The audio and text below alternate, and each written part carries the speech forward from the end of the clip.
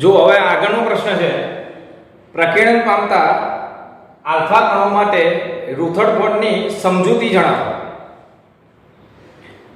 આગળના વિડિયોની અંદર આપણે સોનાના વરખ પર સુવર્ણ વરખ પર આલ્ફા કણો આપાત થઈ જુદી જુદી દિશામાં પ્રકીર્ણન પામે છે. એના પરિણામો પરથી ગાઈગર માસ્ટરનો જે પ્રયોગ કરેલો એના પરિણામો પરથી રુથરફોર્ડે જે દલીલો કરી એ દલીલો આપણે સમજી લીધી. એના આધારે જરૂરી કેટલીક બાબતોની આકૃતિ મેં અહીંયા દોરી રાખેલી છે. બરોબર. હવે રુથરફોર્ડે જે સમજૂતી આપી કે ચલો તો પહેલો પોઈન્ટ ફરીથી યાદ રાખજો. સમજૂતીમાં મોટા ભાગના આલ્ફા કણો, આ સોનાનો પરમાણુ છે. સોનાના પરમાણુ પર જ્યારે આલ્ફા કણો આપાત થાય, આલ્ફા કણો જ્યારે સોનાના વરખ પર આપાત થાય છે ત્યારે મોટા ભાગના આલ્ફા કણો સીધા પસાર થઈ જાય છે. મતલબ ખૂબ જ નાના ખૂણે પ્રકીર્ણન પામે છે. આનો ખૂણો લગભગ 0 જેટલો કાં તો 0 ની આસપાસ મોટા ભાગના આલ્ફા કણો સીધા બહાર નીકળી જાય છે. તો તમે અહીંયા જોઈ શકો છો આ પરમાણુ પર જે આપાત થયા એમાંથી મોટા ભાગના આલ્ફા કણો સીધા બહાર નીકળે છે. એનો મતલબ કે પરમાણુ કેવો હોય છે? પોલો હોય છે. આવી દલીલ રુથરફોર્ડે કરેલી. તો નંબર 1 યાદ રાખજો, મોટા ભાગના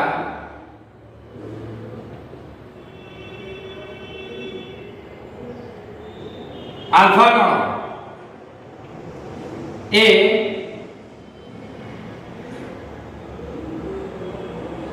સોનાના પરમાણુમાંથી મોટા ભાગના આલ્ફા કણો નાના કોણે પ્રકીર્ણન પામતા હોવાથી પરમાણુનો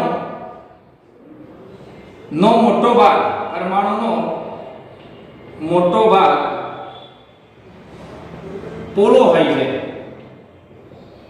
આ રુથરફોર્ડે પહેલી સમજૂતી આપેલી પરમાણુ માટે.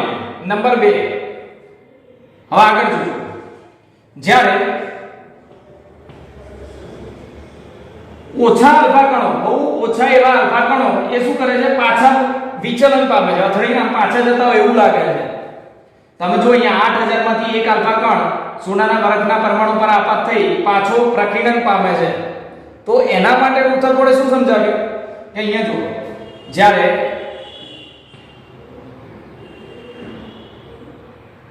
ખૂબ જ ઓછા, જ્યારે બેકવર્ડ દિશામાં વિરુદ્ધ દિશામાં વિચલન પામતા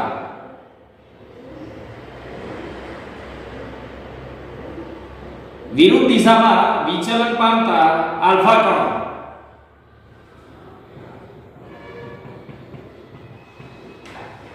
જે આલ્ફા કણો એના પર અથડાઈને વિરુદ્ધ દિશામાં જાય છે એની સંખ્યા ખૂબ જ ઓછી છે. એના માટે શું સમજાવ્યું રુથરફોર્ડે?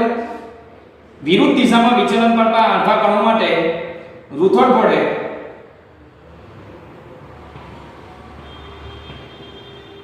એવી દલીલ કરી,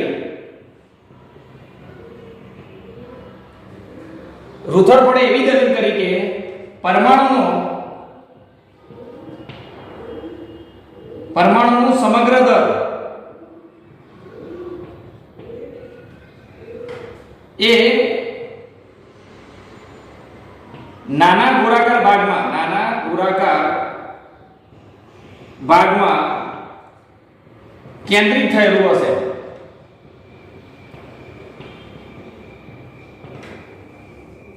પરમાણુનું સમગ્ર દર એના નાના ગોળાકાર ભાગમાં કેન્દ્રમાં કેન્દ્રિત થયેલું હોય છે અને તેના પર ધન વિદ્યુતભાર હોવો જોઈએ, જેને ન્યુક્લિયસ તરીકે ઓળખવામાં આવે છે. જેને ન્યુક્લિયસ કહે છે. હવે બરોબર ધ્યાન રાખજો. આગળ હવે અહીંયા જે આલ્ફા કણો આપાત થાય છે તો સોનાનો વરખ છે ને ખૂબ જ પાતળો છે. સોનાનો વરખ પાતળો હોય તો અહીંયા એક જ આલ્ફા કણ સોનાનો પરમાણુ એક જ હોવો જોઈએ. એટલે જે આલ્ફા કણો આપાત થાય એક કરતા વધારે વાર અથડામણ અનુભવી એટલે પ્રકીર્ણન અનુભવી વિચલન પામતા હશે એવું અહીંયા શક્ય નથી. બરોબર સમજો શું કહેવા માંગે છે? ઘણા બધા આલ્ફા સોનાના પરમાણુ હોય આટલા ભાગની અંદર, આ સોનાનો વરખ છે, સોનાના વરખમાં ધારો કે આટલા બધા આલ્ફા કણો છે, આ એક આલ્ફા કણ સોરી સોનાનો પરમાણુ એક, આ બીજો સોનાનો પરમાણુ, આ ત્રીજો સોનાનો પરમાણુ, આ ચોથો સોનાનો પરમાણુ. આ સોનાના વરખની અંદર જો ઘણા બધા સોનાના પરમાણુ હોય તો જે આલ્ફા કણ અહીંયા આવશે એ પહેલા આના સાથે અથડાશે, પ્રકીર્ણન પામી આની સાથે અથડાશે, પ્રકીર્ણન પામી આની સાથે અથડાશે. તો આ તો એક કરતા વધારે પ્રકીર્ણન થઈ ગયા. પણ તમે અહીંયા જોઈ શકો છો કે સોનાનો જે વરખ છે એ ખૂબ જ પાતળો છે, 10⁻⁷. અને આટલો બધો પાતળો વરખ છે મતલબ અહીંયા સોનાનો એક જ પરમાણુ હશે. શક્યતા કેવી હશે? સોનાનો એક જ પરમાણુ હશે. તો જે પણ આલ્ફા કણ આના પર અથડાય છે એ આલ્ફા કણ એક જ વખત પ્રકીર્ણન પામશે, પછી એ સીધી દિશામાં જાય કે આ બાજુ જાય કે આ બાજુ, પણ એક જ વાર એનું પ્રકીર્ણન થાય. બરોબર? એટલે જો અહીંયા સોનાનો વરખ પરથી આલ્ફા કણનો સોનાનો વરખ ખૂબ જ પાતળો હોવાથી આલ્ફા કણોનું એક કરતા વધુ વખત પ્રકીર્ણન થતું નથી. એક જ વાર આલ્ફા કણ એની બાજુ આવે અને ગમે તે દિશામાં એનું પ્રકીર્ણન થઈ જાય, એનું 2-3 વખત પ્રકીર્ણન ના થાય. બરોબર? હવે આગળ જો ફરીથી આટલી બાબતો ફરીથી યાદ રાખો. એક તો મોટા ભાગના આલ્ફા કણો સીધા બહાર નીકળી જાય, એટલે કે એમનો પ્રકીર્ણન કોણ ખૂબ જ નાનો છે અને માટે પરમાણુનો મોટા ભાગનો ભાગ કેવો છે? પોલો. નંબર 2, સોનાના પરમાણુ પર આલ્ફા કણો અથડાઈને બેકવર્ડ દિશામાં જાય એવા આલ્ફા કણોની સંખ્યા ખૂબ જ ઓછી છે. તો એના માટે રૂથરફોર્ડે શું સમજાવ્યું કે પરમાણુનું સમગ્ર દર એના કેન્દ્રમાં કેન્દ્રિત થયેલું હશે અને એના પર કયો વિદ્યુતભાર હશે? ધન વિદ્યુતભાર, જેને ન્યુક્લિયસ તરીકે ઓળખવામાં આવે છે. અને તો જ આવું થતું હોય, કારણ કે એના વડે અપાકર્ષી બળ લાગે, પરિણામે આ પાછો છે. નંબર 3, સોનાનો વરખ ખૂબ જ પાતળો છે એટલે આલ્ફા કણ એના પર અથડાય એટલે એનું એક કરતા વધારે વખતે પ્રકીર્ણન થઈ શકતું નથી. એક કરતા વધારે વાર પ્રકીર્ણન ના થાય, એક જ વાર પ્રકીર્ણન થાય. આગળ અહીંયા આલ્ફા કણ એ હિલિયમ પરમાણુનો ન્યુક્લિયસ છે. આલ્ફા કણ જે છે એ હિલિયમ પરમાણુનો ન્યુક્લિયસ છે, 2He4. આલ્ફા કણ એ હિલિયમ પરમાણુનો ન્યુક્લિયસ છે અને પરિણામે તેથી તેનું દર તથા વિદ્યુતભાર હિલિયમ ન્યુક્લિયસ જેટલું હોય છે. હિલિયમ ન્યુક્લિયસ જેટલું હોય છે. આલ્ફા કણ એ હિલિયમ પરમાણુનો ન્યુક્લિયસ છે. હિલિયમ ન્યુક્લિયસ માટે 2He4 લખાય. એટલે આલ્ફા કણનો દર એ પ્રોટોનના દર કરતા 4 ગણો અને વિદ્યુતભાર એ 2 ગણો હોય છે અને માટે આલ્ફા કણનો વિદ્યુતભાર 2E છે. આમાં પ્રોટોન કરતા ડબલ વિદ્યુતભાર હોય એટલે આલ્ફા કણનો વિદ્યુતભાર કરતા આલ્ફા કણનો વિદ્યુતભાર પ્રોટોન કરતા ડબલ થશે. બરોબર? આગળ એટલે આલ્ફા કણનો વિદ્યુતભાર થઈ ગયો 2E. સમજો બરોબર? +2E. ફરીથી એકવાર આલ્ફા કણ એ હિલિયમ પરમાણુનો ન્યુક્લિયસ છે. ન્યુક્લિયસ પર ખાલી ધન વિદ્યુતભાર જ હોય એટલે અહીંયા જે વિદ્યુતભાર થયો એ પ્રોટોનનો વિદ્યુતભાર છે એટલે +2E થાય. એટલે આલ્ફા કણનો વિદ્યુતભાર +2E થયો. સોનાનો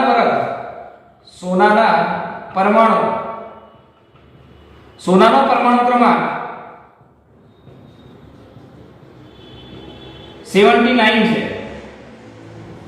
સોનાનો જે પરમાણુ છે એનો પરમાણુ ક્રમાંક 79 છે, મતલબ આના પર 79 પ્રોટોન હશે. એટલે અહીંયા વિદ્યુતભાર લખવું હોય તો 79E લખાય. પ્રોટોનની સંખ્યા 79 જેટલી હશે, પરમાણુ ક્રમાંક 79 છે. તથા આ સોનાના પરમાણુ દર તથા તેનું દર આનો પરમાણુ ક્રમાંક 79 અને પરમાણુ ભાર લગભગ 200 જેટલો છે. યાદ રાખજો, પરમાણુ ભાર લગભગ આનો 200 જેટલો છે. એટલે તેથી આ સોનાના પરમાણુનો દર તેનું દર એ આલ્ફા કણના દર કરતા 50 ગણું છે.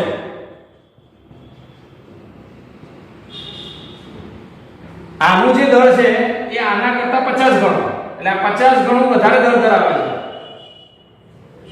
હવે એનાથી થશે શું કે જ્યારે આલ્ફા કણ આના પર આપાત થાય અને આની નજીક આવશે તો આના વડે અપાકર્ષી બળ લાગતું હશે, પણ આ 50 ગણો ભારે છે એટલે આ સ્થિર રહેશે અને આલ્ફા કણ પાછો ધકેલી જશે. એટલે આના પર કોઈ અસર થશે નહીં. આલ્ફા કણનો વિદ્યુતભાર 2e, સોનાના પરમાણુનો વિદ્યુતભાર 79, પરિણામે આનો વિદ્યુતભાર વધારે છે એટલે દર વધારે થયો. સોનાના પરમાણુ દર એ 50 ગણું વધારે છે, જેથી વધારે અપાકર્ષી બળ એ આલ્ફા કણ પર લાગશે. એટલે આના પર કોઈ અસર થશે નહીં. આલ્ફા કણ એના નજીક આવશે અને અપાકર્ષણના બળના કારણે પાછો ધકેલી જશે. એટલે આમાં સોનાનો પરમાણુ સ્થિર રહે છે જ્યારે આલ્ફા કણ એ પાછળની દિશામાં વિચલન પામે છે. અને તેથી આલ્ફા કણનો સોનાના પરમાણુ સાથેના સંઘાત દરમિયાન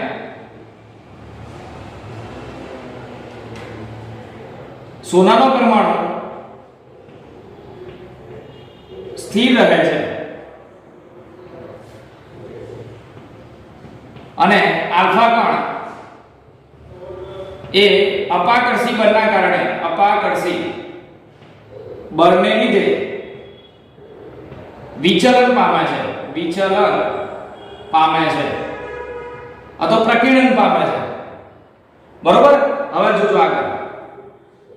હવે આલ્ફા કણનો ગતિમાર્ગ કેવો બનશે એનો આધાર. આલ્ફા કણ સીધો આગળ વધશે કે આટલો વાંકો વળશે કે અથડાઈને પાછો જશે. આલ્ફા કણનો ગતિપથ કેવો બને એનો આધાર કોના પર? તો ન્યૂટનની ગતિના બીજા નિયમ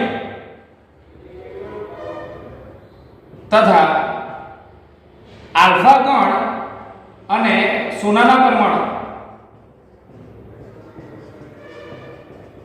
વચ્ચે લાગતું કુલંબીય અપાકર્ષી બળ.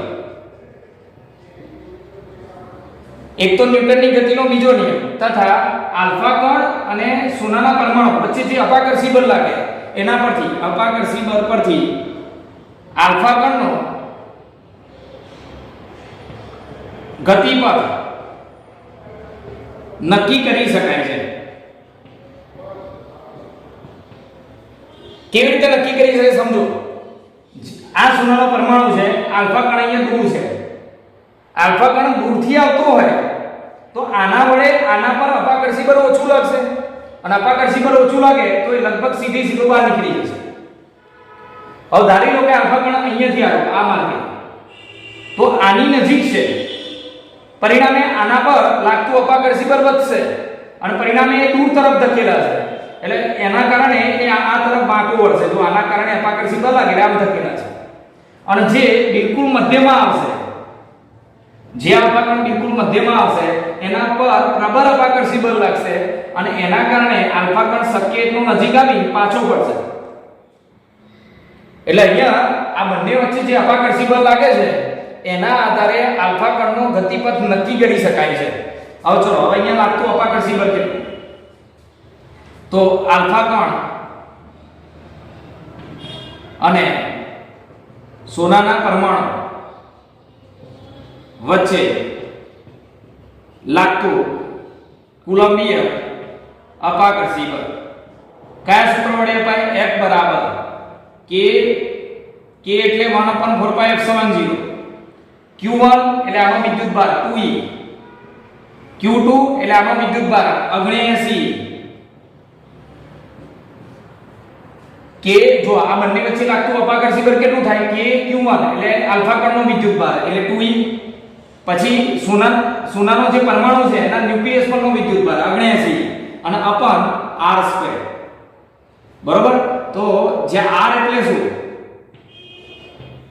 r એટલે r એ આલ્ફા કણ અને સોનાના ન્યુક્લિયસ વચ્ચેનું અંતર છે અને ε0 એ શૂન્ય અવકાશની પરમિટિવિટી છે. અને છેલ્લો એક પોઈન્ટ યાદ રાખજો, આ બળની દિશા કઈ તરફ હશે? સોનાના પરમાણુ વડે આલ્ફા કણ પર લાગતું બળ કઈ તરફ હોય? તો આલ્ફા કણ અને પરમાણુને જોડતી રેખા પર બળની દિશા હશે. આ બળની દિશા,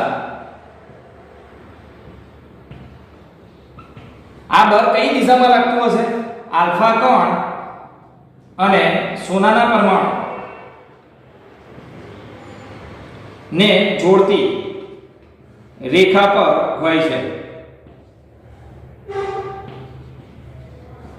અને આલ્ફા કણના સ્થાનાંતર સાથે આલ્ફા કણ જેમ સ્થાનાંતર પામે, ધારો કે આ દિશામાં સ્થાનાંતર પામે, તો બળની દિશા પણ આ તરફ થઈ જશે. અપાકર્ષી બળ આમ લાગશે, પછી અહીંયા સ્થાનાંતર પામ્યો તો આ દિશામાં અપાકર્ષી બળ લાગશે. એટલે સ્થાનાંતર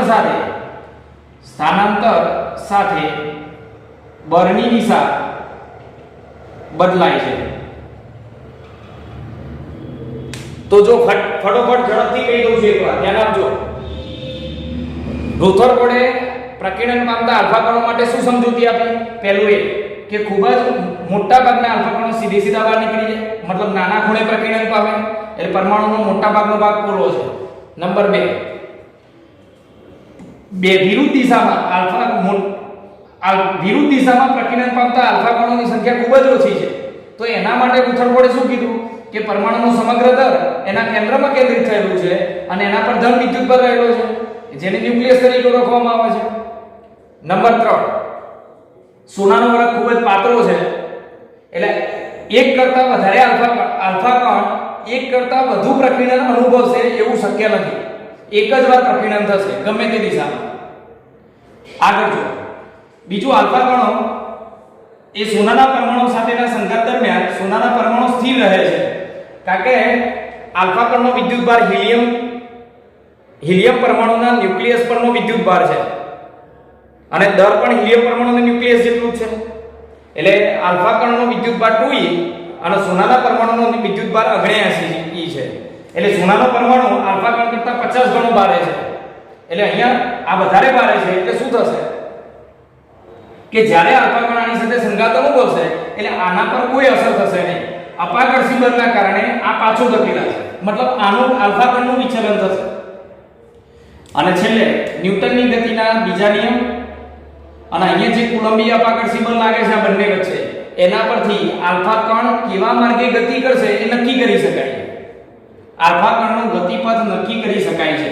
અને એમના વચ્ચે લાગતું કુલંબીય બળ એ કયા સૂત્ર વડે લખાય કે q1 એટલે આલ્ફા કણનો વિદ્યુતભાર, q2 એટલે સોનાના પરમાણુનો વિદ્યુતભાર અને અપન r². અને અહીંયા આ બળની દિશા કઈ તરફ હોય? તો બંને આલ્ફા કણ અને સોનાના પરમાણુને જોડતી રેખા પર. અને જેમ જેમ આલ્ફા કણનું સ્થાનાંતર થાય એમ બળની દિશા પણ બદલાતી જાય. આટલું લખો એટલે અહીંયા રુથરફોર્ડની સમજૂતી અહીંયા પૂરી થાય. બરોબર.